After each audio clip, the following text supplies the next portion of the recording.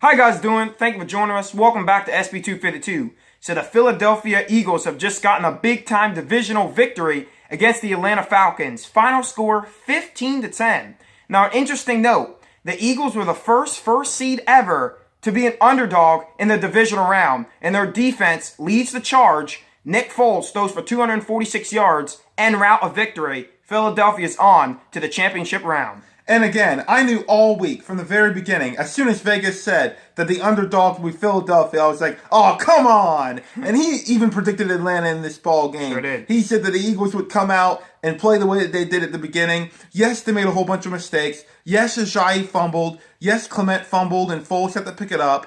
Yes, the extra point attempt was missed on the first touchdown by Jake Elliott. But the Eagles were staying strong. They were staying Philly strong. And I just knew that was the spirit of this team all year. They might have been without their leader, Wentz. They might have they might have lost the final game of the season by scoring 0 points. They might have not played the best against Oakland on Christmas night. But they came through today. And they're going to come through next week against either the Vikings or the Saints at home. They will, I'm telling you. Next week, we're going to get another one of these shirts. This is the 2004 NFC Championship shirt.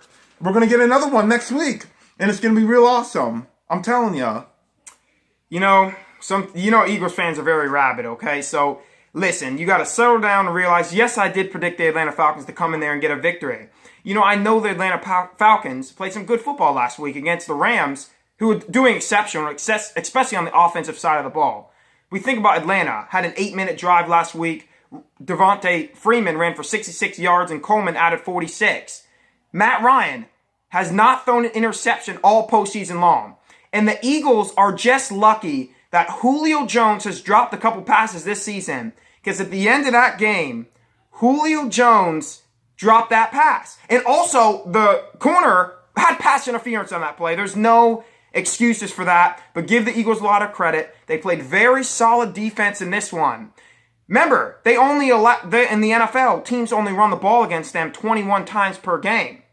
They allow the least amount of rushing yards per game, only 79. So, very efficient defense. You can't give the Eagles offense a lot of credit. It was just dip and dunk the whole way, other than the exception of a Torrey Smith, a miraculous catch by him. That was about the only offense to speak of. Look, while Atlanta's linebacking unit, including Deion Jones and Brooks Reed, they might have disappointed, especially with the Eagles working the sidelines, throwing 6 to 7 yard passes to receivers, and allowing them to run upfield.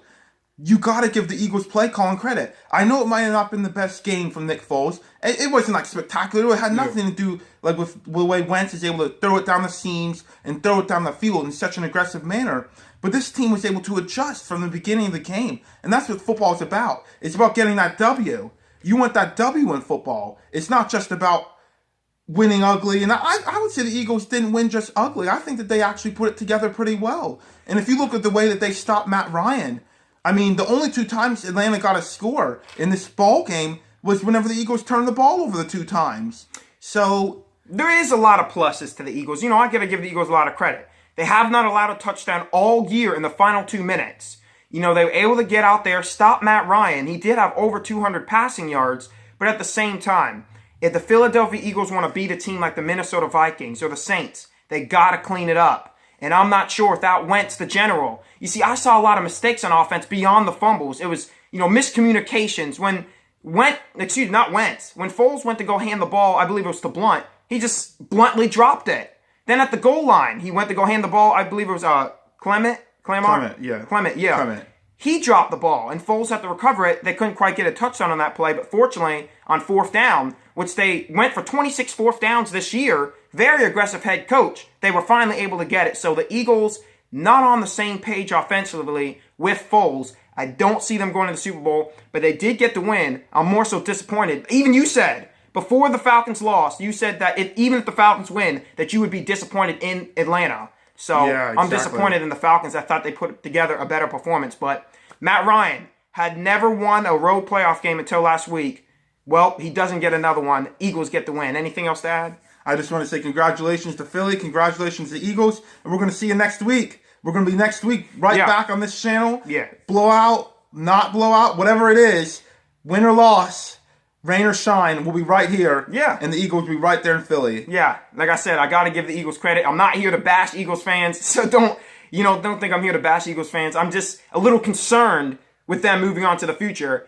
But it's playoff football. It's about getting that dub, and they get it. Thank you guys for joining us. Talk to you guys later.